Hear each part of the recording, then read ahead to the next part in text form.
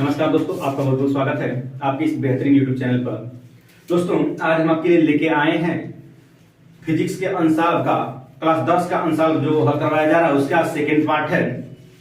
तो second video में चलिए आज हम लोग हल करेंगे। आपका सेकेंड वीडियो में हम लोग को हल करना है 824 बीपी। सेट का नाम है आपका 824 बीपी 2022 का।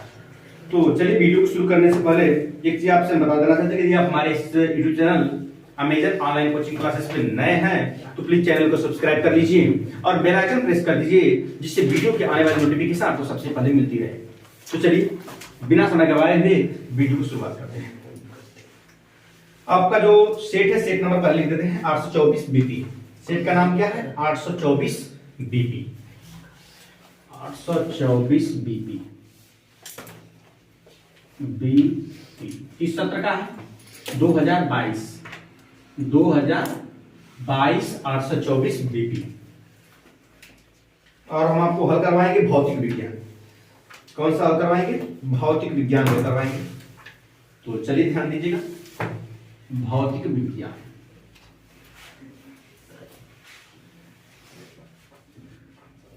भौतिक विज्ञान तो पहले आपका वैकल्पिक क्वेश्चन है। पहले का आप देख पा रहे हैं क्वेश्चंस को नीचे कि क्वेश्चंस कह रहा है कि एक गोली दर्पण की वक्रता त्रिज्या 30 सेमी है।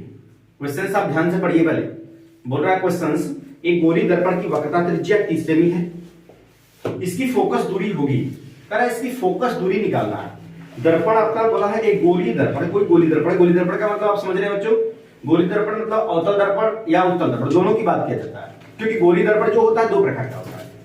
दर्पण दो तरह के होते हैं, समतल दर्पण, गोली दर्पण। समतल दर्पण, गोली दर्पण। और गोली दर्पण जो होता है दो प्रकार का होता है, अवतल दर्पण और उत्तल दर्पण।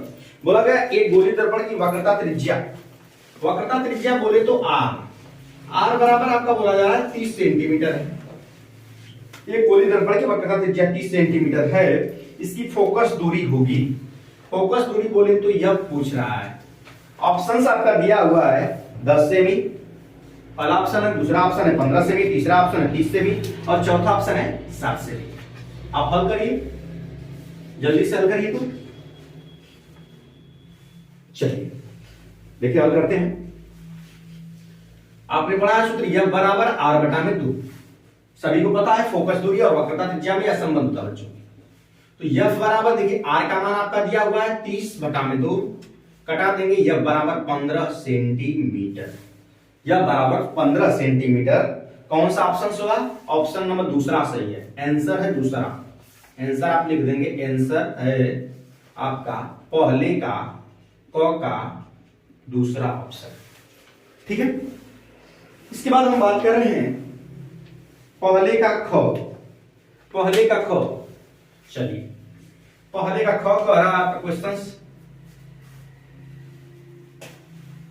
पहले का ख, पहले का ख क्वेश्चन कह रहा है। ध्यान से समझेंगे क्वेश्चन। क्वेश्चन कह क्या रहा है? बोला किसी वस्तु का, क्वेश्चन को पढ़ लीजिए सबसे पहले। किसी वस्तु का आभासी सीधा और बड़ा प्रतिबिंब प्राप्त करने के लिए वस्तु को उत्तल लेंस के सामने रखते हैं। कह किसी वस्तु का आभासी प्रतिबिंब कब बनता है? उत्तल लेंस द्वारा। वैसे आपको पता है कि जितनी भी कंडीशंस होती हैं सभी कंडीशंस में वास्तविक प्रतिबिंब बनता है, लेकिन एक ऐसी कंडीशंस होती है जिसमें वस्तु का आभासी प्रतिबिंब बनता है। और आपको पता है कि जब वस्तु को कहां रखना होता है, तो वस्तु को जब प्रथम फोकस और प्रकाशीय केंद्र के बीच रखा जाता है तब आपका आभासी प्रतिबिंब बनता है। तो पूछा गया कब आभासी सीधा बड़ा प्रतिबिंब बनेगा? तो इसका जो आपका आंसर होगा, आपका आंसर इसको लिखेंगे चौथा सही है। इसमें क्या है देखिए, पहला ऑप्शन बोला गया है लेंस के मुख्य फोकस पर, तो ये तो नहीं होगा। लेंस के मुख्य फोकस पर तो नहीं होगा, क्योंकि लेंस के जब मुख्य फोकस पर रखेंगे तो अनंत पर बनता है, तो ये तो नहीं होगा। फोकस दूरी की दुगुनी दूरी पर ये भी नहीं होगा, अनंत पर भी नहीं होगा। तो जो बचा बचा आपका ऑप्शन है, ऑप्शन चौथा हो जाएगा। और ऑप्शन चौथा कह रहा है कि लेंस के प्रकाशीय केंद्र, लेंस के प्रकाशिक केंद्र, प्रकाशिक केंद्र और प्रथम मुख्य फोकस के बीच में, और प्रथम मुख्य फोकस के बीच में, मुख्य फोकस के बीच में मुख्य फोकस के बीच में। तो ये था आपका पहले का ख। अब इसके बाद करेंगे हम बात पहले के ग वाले क्वेश्चंस की। एक चीज आपसे कह रहे हैं, अगर वीडियो में मजा आ रहा है तो प्लीज चैनल को सब्सक्राइब कर लीजिए और वीडियो को लाइक करना मत भूलिए। तो चलिए हम शुरुआत करते हैं आगे। कह रहा है कि पहले का ग, पहले के ग में ध्यान से देखिएगा।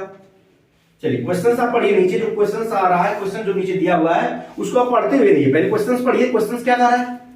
क्वेश्चन कह रहा है कि वैद्युत ऊर्जा का मात्रक है, वैद्युत ऊर्जा का मात्रक है। तो वैद्युत ऊर्जा का मात्रक पूछा है। ऑप्शंस पहला दिया हुआ है बच्चा वोल्ट, ऑप्शन दूसरा दिया हुआ है वाट और ऑप्शन तीसरा दिया है किलोवाट। तो देखिए वोल्ट किसका मात्रक होता है? विभवांतर का मात्रक होता है। वाट शक्ति का मात्रक होता है। किलोवाट ये भी शक्ति का होगा। अब बचा चौथा किलोवाट घंटा। तो किलोवाट घंटा हो जाएगा किसका मात्रक? वैद्युत ऊर्जा का। तो ऑप्शन नंबर आपका कौन सा सही है? चौथा इसमें भी सही है, किलोवाट घंटा। क्या लिखेंगे आप? किलोवाट घंटा, किलोवाट घंटा। ठीक है ना? अब इसके बाद बच्चों हम बात करते हैं, क हो गया, ख हो गया, ग हो गया। अब बात करेंगे हम घ वाले क्वेश्चंस की। तो घ वाले क्वेश्चंस में आपका रहा है कि विद्युत धारा का मापन करते हैं, विद्युत धारा का मापन करते हैं, मतलब विद्युत धारा को किसके द्वारा मापा जाता है? देखिएगा पहले का आपका जो घ है, पहले का घ, तो आपको पता है, सभी को पता है कि विद्युत धारा को अमीटर द्वारा मापते हैं। विद्युत धारा को अमीटर द्वारा मापते हैं। विद्युत धारा किसके द्वारा मापते हैं? अमीटर के द्वारा मापते हैं। विभवांतर किसके द्वारा मापते हैं? वोल्ट मीटर के द्वारा। विभवांतर किसको मापते हैं? वोल्ट मीटर के द्वारा। तो विद्युत धारा किसके द्वारा मापेंगे? अमीटर से। तो इसमें ऑप्शन सब कौन सा सही हो जाएगा? तीसरा सही हो जाएगा। ऑप्शन तीसरा है अमीटर, अमीटर। ठीक है, अमीटर से। वोल्ट में विभवांतर किसको मापेंगे? वोल्ट मीटर को। अच्छा अमीटर को बच्चा किस क्रम में जोड़ते हैं? अमीटर को किस क्रम में जोड़ते हैं? थोड़ा बताइए तो आप लोग, अमीटर को किस क्रम में जोड़ेंगे? अमीटर को इन सीरीज, श्रेणी क्रम। अमीटर किस क्रम में जोड़ेंगे?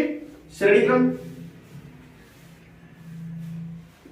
श्रेणी क्रम, श्रेणी क्रम। किस क्रम में जोड़ेंगे? श्रेणी क्रम में जोड़ेंगे। ठीक है, अमीटर किस क्रम में जोड़ते हैं? श्रेणी क्रम में जोड़ते हैं। अगर पूछ दिया जाए कि विभवांतर का मापन करते हैं, मान लीजिए ऐसे क्वेश्चन दे कि विभवांतर का मापन करते हैं, तो आप बोलेंगे विभवांतर का मापन वोल्ट मीटर द्वारा करते हैं। किस क्रम में जोड़ते हैं बच्चा? तो बच्चा जोड़ते हैं इसको समांतर क्रम में। किस क्रम में जोड़ेंगे? समांतर क्रम में जोड़ेंगे। ठीक है ना?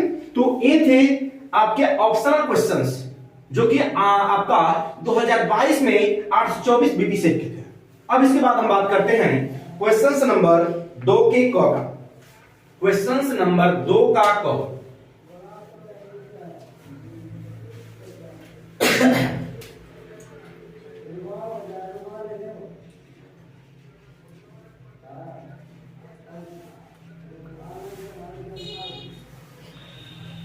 दो का क। एक अवतल दर्पण के सामने 15 सेमी की दूरी पर एक वस्तु है। एक अवतल दर्पण है बच्चा। चलो एक अवतल दर्पण, एक अवतल दर्पण के सामने 15 सेमी की दूरी पर एक वस्तु है। कितनी दूरी पर?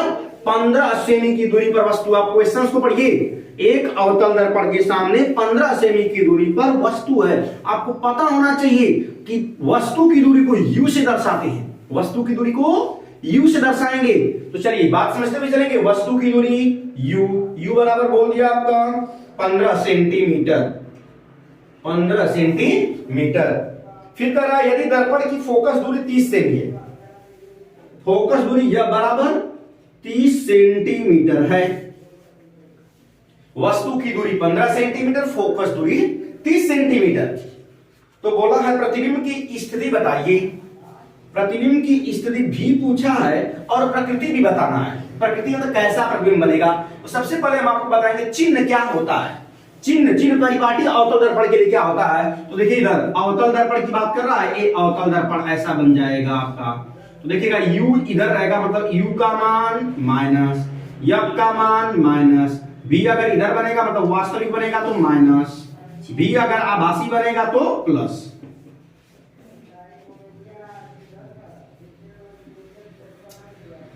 नहीं पता है तो इसको आप नोट कर लेंगे, नहीं पता है तो नोट कर लेंगे बच्चा।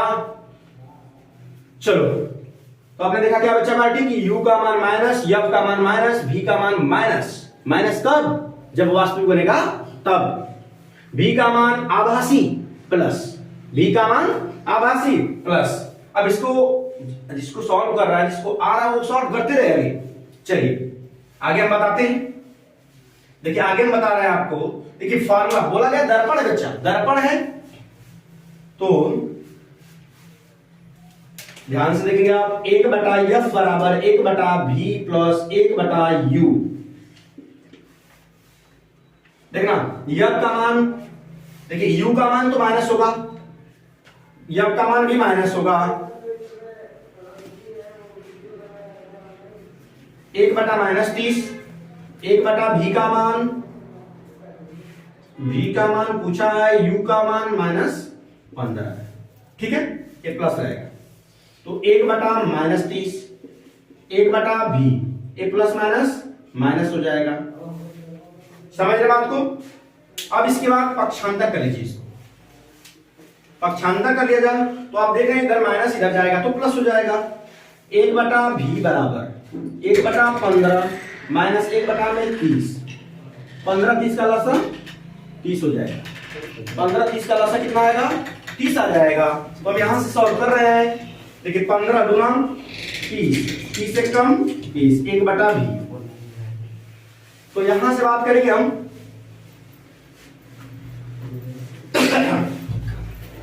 1/v, तो 1/ आपका 30 आ जाएगा। यहां से पलट दीजिए तो 30 सेंटीमीटर। कैसा प्रतिबिंब है आपका? आभासी। प्रतिबिंब की प्रकृति क्या हो जाएगी? आभासी, ठीक है। तो ये था आपका 2 का क, 2 का क, नोट कर लीजिए इसको। चलिए हम आगे शुरुआत करते हैं, आगे क्वेश्चन 2 के ख का, 2 का ख, 2 का ख क्वेश्चन पढ़िए। 2 का ख कह रहा है कि श्वेत प्रकाश के वर्ण विक्षेपण से आप क्या समझते हैं? श्वेत प्रकाश का वर्ण विक्षेपण, तो सबसे पहले चलिए 2 के ख, 2 का ख आप हेडिंग लगा लेंगे वर्ण विक्षेपण, वर्ण विक्षेपण। तो वर्ण विक्षेपण क्या होता है? तो आपको पता है कि जब सूर्य के श्वेत प्रकाश को, श्वेत प्रकाश क्यों कहते हैं? क्योंकि सूर्य के प्रकाश में 7 रंग पाए जाते हैं, 7 रंग का मिश्रण होता है। तो जब सूर्य के श्वेत प्रकाश को प्रिज्म पर डाला जाता है, प्रिज्म पर डाला जाता है तो वह 7 रंगों में विभक्त हो जाता है। इस घटना को श्वेत प्रकाश का वर्ण विक्षेपण कहते हैं। जब सूर्य के श्वेत प्रकाश को प्रिज्म पर डाला जाता है तो वह 7 रंगों में विभक्त हो जाता है। इस घटना को श्वेत प्रकाश का वर्ण विक्षेपण कहते हैं। ध्यान सुनिएगा, लिखते हैं अभ्यास। जब सूर्य के श्वेत प्रकाश को, श्वेत प्रकाश को प्रिज्म पर डाला जाता है तो वह 7 रंगों में विभक्त हो जाता है, विभक्त हो जाता है। इस घटना को, इस घटना को श्वेत प्रकाश का, श्वेत प्रकाश का वर्ण विक्षेपण, श्वेत प्रकाश का वर्ण विक्षेपण, वर्ण विक्षेपण कहते हैं, ठीक है। श्वेत प्रकाश का वर्ण विक्षेपण कहते हैं। आगे पूछा श्वेत प्रकाश के वर्ण विक्षेपण से विभिन्न रंगों का क्रम लिखिए। तो श्वेत प्रकाश के वर्ण विक्षेपण में रंगों का क्रम निम्न होता है। तो रंगों का क्रम, जिसे इंग्लिश के शब्द VIBGYOR, वीडियो 2 4 6 7 द्वारा, तथा हिंदी का शब्द क्या होता है? बैजानी हॉपी नाला द्वारा याद रखा जाता है। रंग चाहिए तो रंग आप नाम लिख सकते हैं, बैगनी, जामुनी, नीला, हरा, पीला, नारंगी, लाल, ये ठीक है। अब इसके बाद हम बात करेंगे वैद्युत, अगला है क्वेश्चन 2 का ख हो गया, 2 का ख। अब हम बात करेंगे 2 के ग का क्वेश्चन का। चलिए 2 के ग का हम बात कर रहे हैं आगे।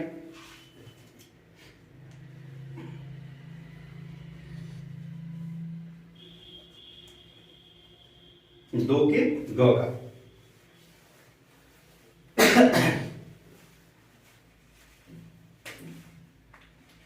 2 का ग।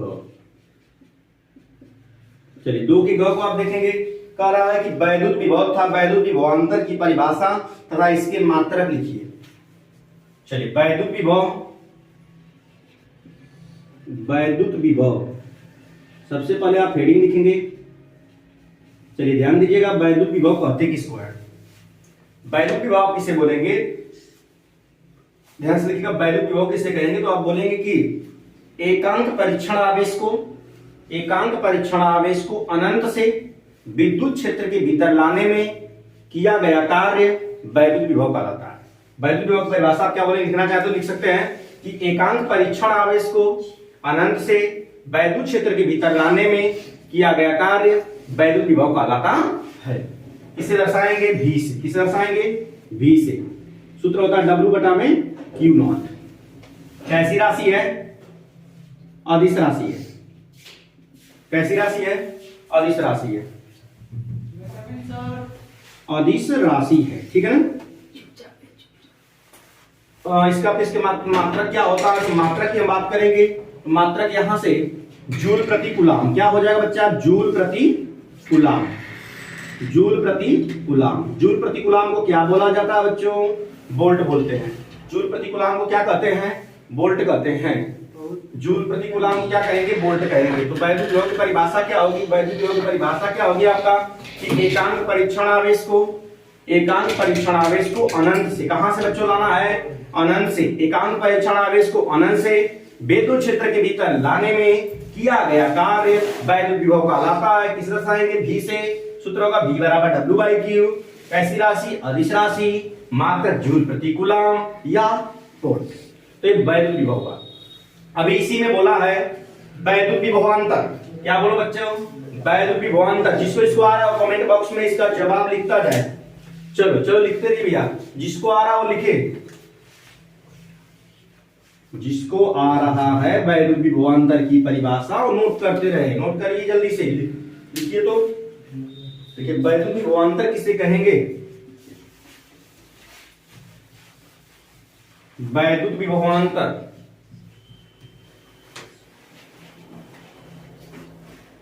हेडिंग लगाएंगे वैद्युत विभवांतर, इसी में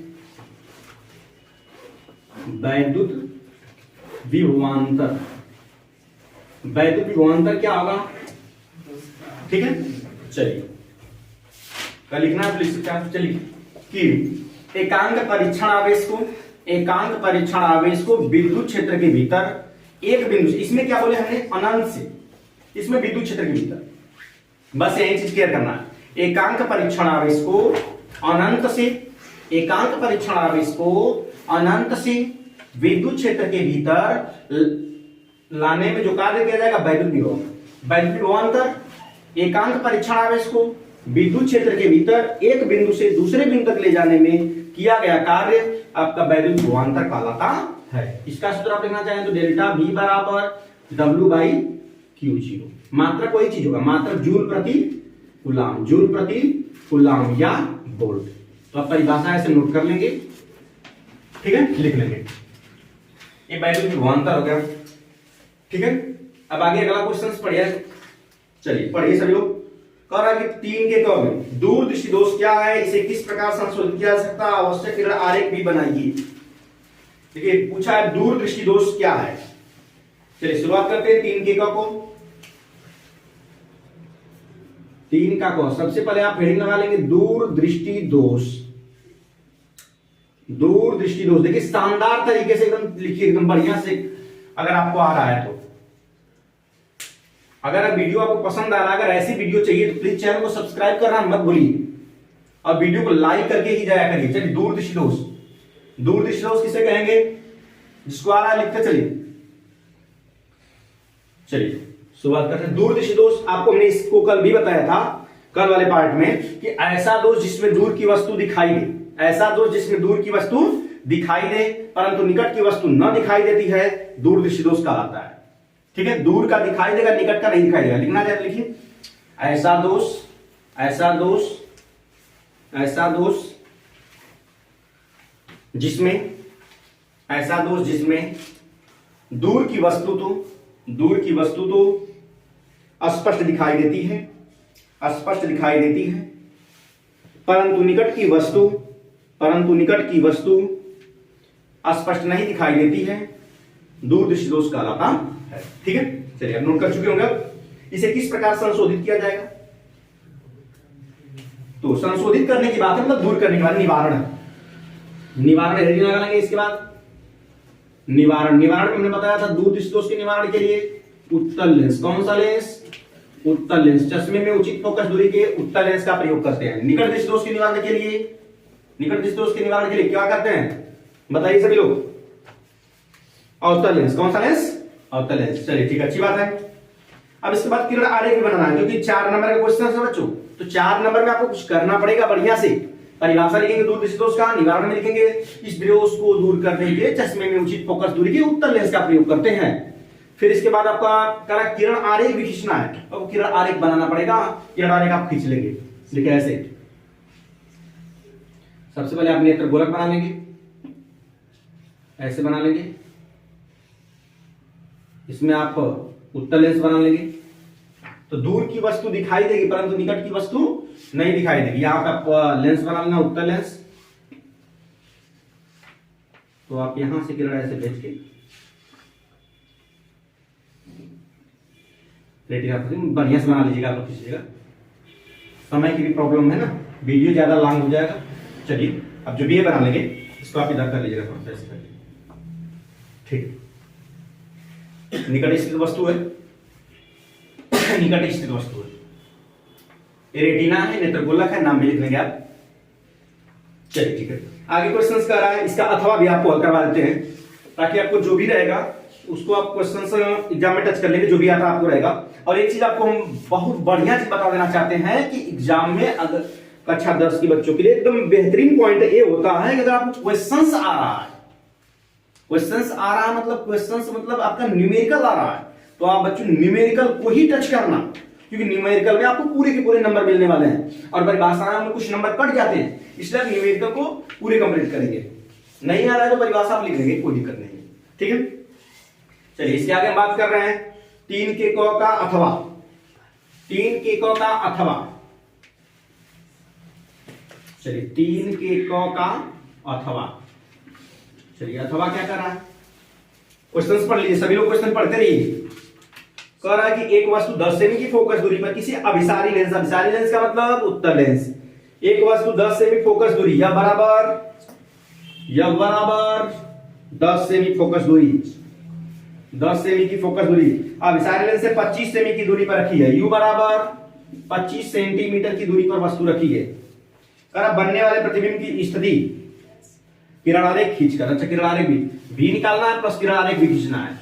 तो उत्तल लेंस के लिए एफ का मान प्लस यू का मान माइनस, चिन्ह परिपाटी सभी को पता होना चाहिए। कमेंट सेक्शन में बताइए तो v का मान क्या होता है? v का मान प्लस होगा या माइनस होगा? v का मान प्लस होगा या माइनस होगा? v का मान प्लस होगा या माइनस होगा?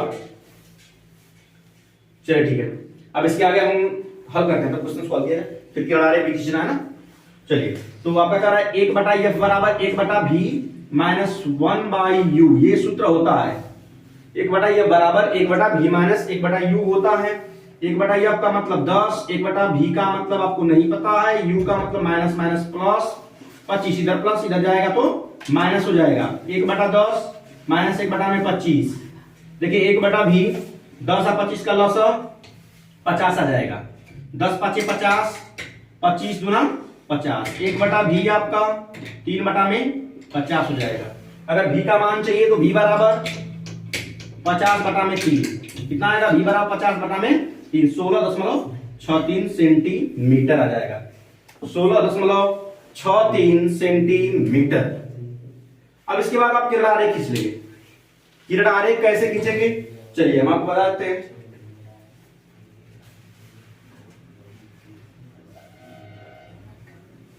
किरण आरेख खींच लेंगे।